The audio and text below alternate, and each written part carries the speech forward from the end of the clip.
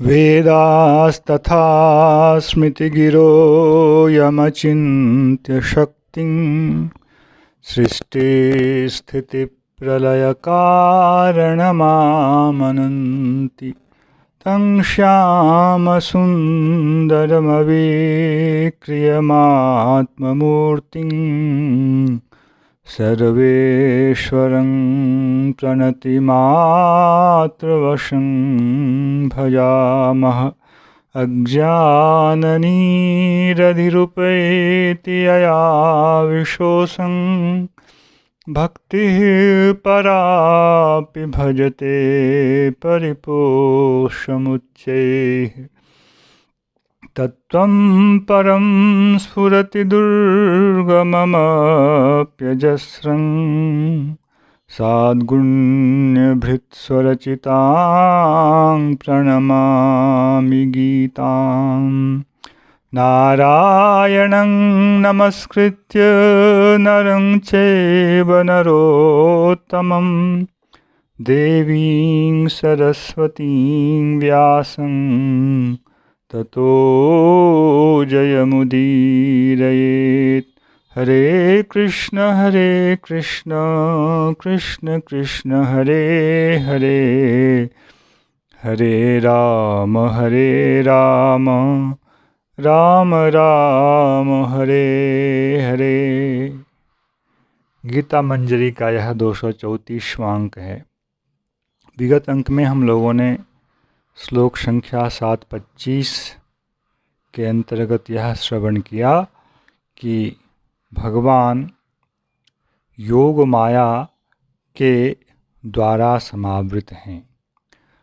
आगे 9वें अध्याय में भगवान इस योग शब्द को पश्चिमे योगम ऐश्वर्यम ऐसा कहेंगे।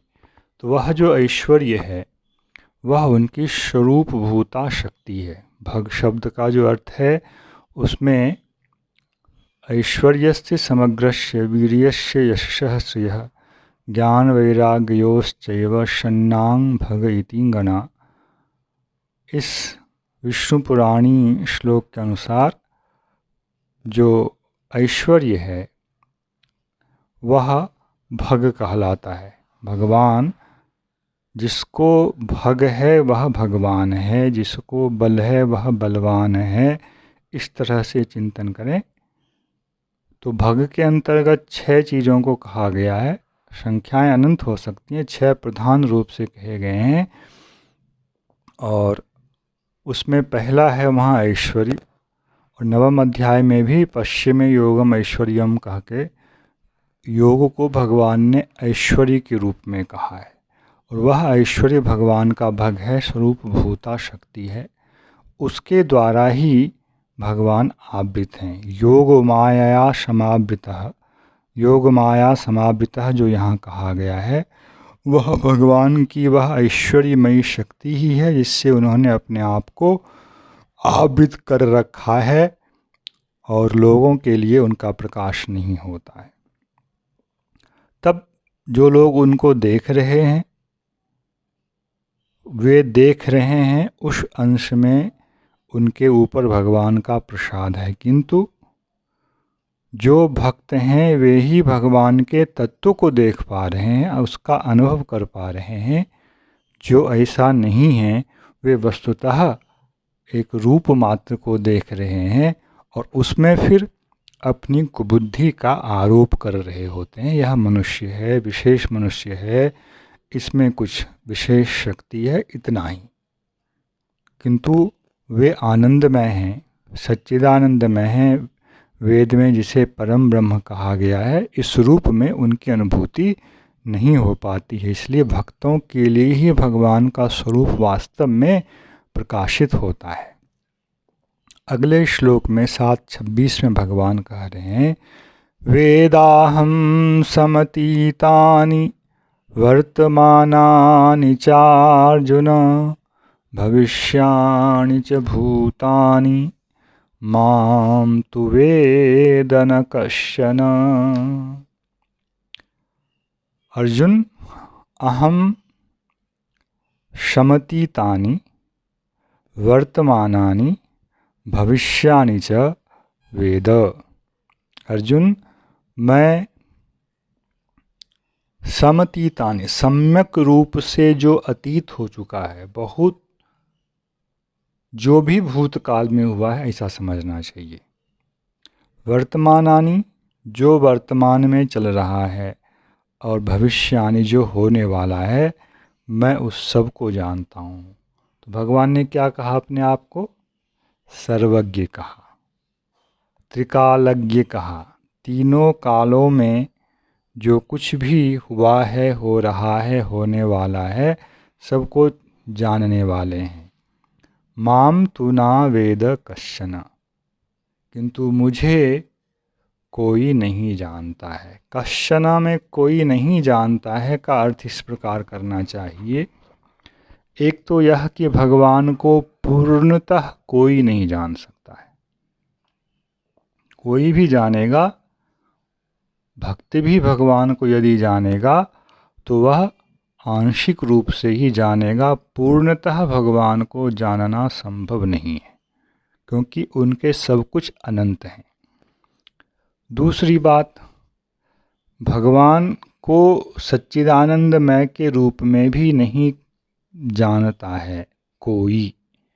ऐसा यदि अर्थ करेंगे माम तु ना वेद कश्चन, तब इसमें पिछले श्लोक के साथ ही इसका संबंध करना पड़ेगा। मूढ़ोयम नाभिजानाति, जो मूढ़ लोग हैं, जो भक्ति, यहाँ मूढ़ शब्द से भक्ति रहित वाले को ग्रहण करना चाहिए। भक्ति संयुक्त व्यक्ति के लिए भगवान अंशतः सच्चिदानंदमय के रूप में ज्ञात होते हैं, किंतु जिनके हृदय में भक्ति का लेश नहीं होता है, वे उसको किसी भी प्रकार से नहीं जान सकते हैं, और ऐसा कोई भी नहीं जान सकता है।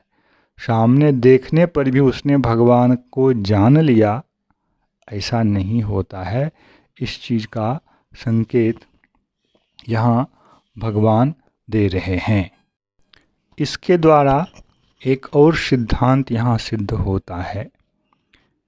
कश्चन के द्वारा यहाँ भगवान जीव को ही लक्ष्य कर रहे हैं, और जीव और ईश्वर में यह अंतर है कि ईश्वर सर्वज्ञ हैं और जीव अज्ञ है। उसको अपनी देह में क्या हो रहा है पूर्णतः, इसका भी उसे ज्ञान नहीं होता है। बाहर के पदार्थों का भी कुछ ज्ञान होता है, किंतु मैं कौन हूँ, मेरी वास्तविक स्थिति क्या है, मेरा स्वरूप क्या है, मेरा संबंध किससे है, इन विषयों में वह पूर्णतः ही अज्ञ है। कुछ भी उसे ज्ञान नहीं होता है। तो जो सर्वज्ञ है और जो अज्ञ है, इनका स्वरूपतः ही भेद है। ऐसा नहीं कि ईश्वर जो हैं वे उपाधि के संयोग से सर्वज्ञ हो गए हैं। कुछ लोग ऐसा कहते हैं, अविद्या के संबंध से ब्रह्म सर्वज्ञ हो गया। हाय रे हाय, तो फिर वो अविद्या किस चीज़ की? अविद्या के संसर्ग से विद्या का लोप होगा, या अविद्या के संसर्ग से ब्रह्म सर्वज्ञ हो जाएगा? छी छी छी छी। खैर, उस विषय में आगे नहीं जाएंगे। एक स्वरूपतः ही सर्वज्ञ हैं, वे हैं ईश्वर भगवान, और एक स्वरूपतः ही अज्ञ है, जिसे कि भगवान ने पहले जीवभूता शक्ति कहा है, जीवभूता प्रकृति कहा है, जिसके द्वारा यह जगत जो है भोग के रूप में ग्रहण किया जाता है। आगे भगवान कह रहे हैं, इच्छा द्वेष समुत्थेन द्वंद्व मोहेन भारत सर्वभूतानि सम्मोहं सर्गे यान्ति परन्तप। विषय का मुख्य बिंदु तो ज्ञान और विज्ञान कहने के बाद भगवान ने 7, 13, 14, 15, 16 में ही दिया है, जहाँ यह कहा है भगवान ने कि तीनों गुणों से मोहित होकर यह संपूर्ण जीव जगत यह नहीं जानता है कि मैं इस त्रिगुण से अतीत हूँ। अतीत स्वरूपतः जीव भी है, किंतु धर्मतः वह त्रिगुण से अतीत नहीं हो पाता है, माया के द्वारा आक्रांत हो जाता है। इसलिए क्या कहा है? मोहितम। वह तो उनके द्वारा मोहित है, स्वरूपतः उससे श्रेष्ठ है। संबंध पीछे के श्लोकों से इसका यदि हम बनाएं, भगवान क्या कहना चाह रहे हैं? भूमिरापो नलो वायु खंग मनो बुद्धिरेव च अहंकार इति में भिन्ना प्रकृति अष्टधा। 8 प्रकार की ये जरा प्रकृति है। अपरा यम, यह भगवान कर रहा है, अपरेयम यह प्रकृति अपरा है। इतस्तु अन्याम प्रकृति विद्धि, तुम इससे भिन्न एक और मेरी प्रकृति को जानो। में पराम, वह क्या है? इनकी अपेक्षा। इतः पराम, इस प्रकृति से श्रेष्ठ है वह। जीवभूताम, जिसका नाम है जीव। तो जीव प्रकृति और जो भूत प्रकृति जरा प्रकृति है, इन दोनों का खेल ही यह संसार है। उसके लिए यह संसार प्रकट होता है, भगवान के लिए यह संसार प्रकट नहीं होता है, किंतु भगवान इसको अपनी लीला मानकर इसे प्रकट करते हैं। उद्देश्य किंतु जीवों की जो वासना है उसकी पूर्ति करना ही होता है। तो यह जीव जगत जो है, संपूर्ण जीव इस ब्रह्मांड में जो भी हैं, वे इन तीनों गुणों से मोहित होकर मुझे नहीं जानते कि मैं तीनों गुणों से अतीत हूँ। तो एक तो अतीत नहीं हो पाया, स्वरूपतः अतीत है, क्योंकि क्या कहा गया है? इतः अन्याम पराम प्रकृति विद्धि। स्वरूपतः उसे श्रेष्ठ कहा गया है, किंतु स्वभावतः वह प्रकृति के गुणों को पार नहीं कर पाता है, वह उससे मुग्ध हो जाता है। यही है ईश्वर और जीव के स्वरूप में स्वरूपतः भेद होना। यह भेद औपाधिक नहीं है। एक वस्तु माया के द्वारा मुग्ध हो जाए और एक वस्तु माया के द्वारा मुग्ध ना हो, तो उसे स्वरूपतः ही भिन्न होना पड़ेगा। उसके स्वरूप में यह, एक में यह योग्यता है और एक में यह योग्यता नहीं है। अतः योग्य और अयोग्य होने के कारण दोनों का भेद सिद्ध हो जाता है। एक प्रकृति वश्य है और एक जो है प्रकृति का शासन करने वाले हैं, इसलिए दोनों में स्वरूपतः भेद है। मोहित लोग में से 4 प्रकार के लोग उनका भजन नहीं करते हैं, और मोहित लोगों में से भी 2 प्रकार के लोग तो उनका भजन करते हैं, आर्त और अर्थार्थी। जिज्ञासु और ज्ञानी को मोहित की श्रेणी से थोड़ा अलग करना पड़ेगा। जिज्ञासु आत्म तत्व को प्रकृति से पृथक जानकर उसके अनुभव की इच्छा करता है, और प्रकृति से पृथक हूँ, मैं ऐसा अनुभव अपने आप का कर लूँ तो मैं मुक्ति को प्राप्त कर लूँगा, यह उसका लक्ष्य होता है। और जो ज्ञानी हैं वे तो उससे भी श्रेष्ठ होते हैं।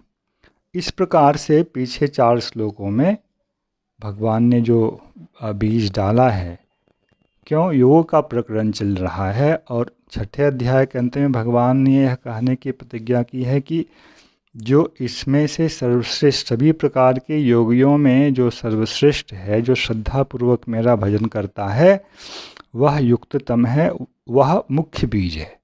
तो भजन रूपी जो योग है, भक्ति रूपी जो योग्य है, वही जो है विचार का मुख्य विषय है।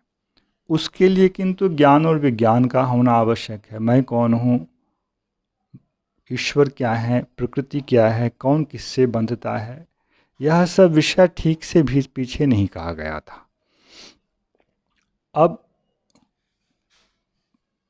क्यों कोई मेरा भजन नहीं करता है, मोहित होता है, उस विषय का थोड़ा सा भगवान संकेत इस 727वें श्लोक में दे रहे हैं। इच्छा द्वेष समुत्थेन द्वंद्व मोहेन भारत सर्वभूतानि सम्मोहं सर्गे यान्ति परन्तप। सर्ग प्रायः सृष्टि के प्रारंभिक समय को सर्ग कहा जाता है। सृष्टि जिस समय हुई उस समय ही द्वंद्व और मोह ने द्वंद्व जनित मोह, इसके द्वारा सभी भूत जो हैं सम्मोह को प्राप्त होते हैं। सर्ग का एक सामान्य अर्थ जो है नए जन्म को भी ग्रहण किया जा सकता है, और सर्ग का एक सामान्य अर्थ जो है वह सृष्टि का प्रारंभ, इसे भी ग्रहण किया जा सकता है। दोनों ही स्थितियों में सिद्धांत में कोई अंतर नहीं पड़ेगा। द्वंद्व रूपी मोह के द्वारा, द्वंद्वजन्य मोह के द्वारा सभी जीव मोहित होते हैं। द्वंद्व क्या है? सुख दुख, अपना पराया, शत्रु मित्र, इस प्रकार के जितने भी भाव हैं ये सभी भाव द्वंद्व कहलाते हैं। द्वंद्व, इसमें द्विरूपता है, एक अनुयोगी प्रतियोगी हैं अथवा एक दूसरे के विरोधी ही हैं। इस प्रकार का जो भाव है इसके द्वारा जीव मोहित होते हैं। इसके पीछे क्या है? इच्छा द्वेष समुत्थेना। पीछे पीछे जन्मों में उसकी जो भी जैसी भी इच्छा रही है, जिस जिस वस्तु के प्रति राग को या द्वेष को, यहाँ राग और द्वेष दोनों का ही वाचक समझना चाहिए, जिस जिस प्रकार का राग और द्वेष रहा है, इसके फल के रूप में ही यह द्वंद्व उसके जन्म के समय या सृष्टि के समय उसे ग्रास कर लेता है और इसके द्वारा वह मोहित हो जाता है। इसलिए जो बहुत अधिक मोहित होता है वह भगवान का भजन बिल्कुल ही नहीं कर पाता है और उसको भगवान का कोई ज्ञान नहीं हो पाता है। यही भगवान का यहाँ कहने का भाव है, अथवा इच्छा शब्द को ही यहाँ राग से समझना चाहिए। वस्तुतः इच्छा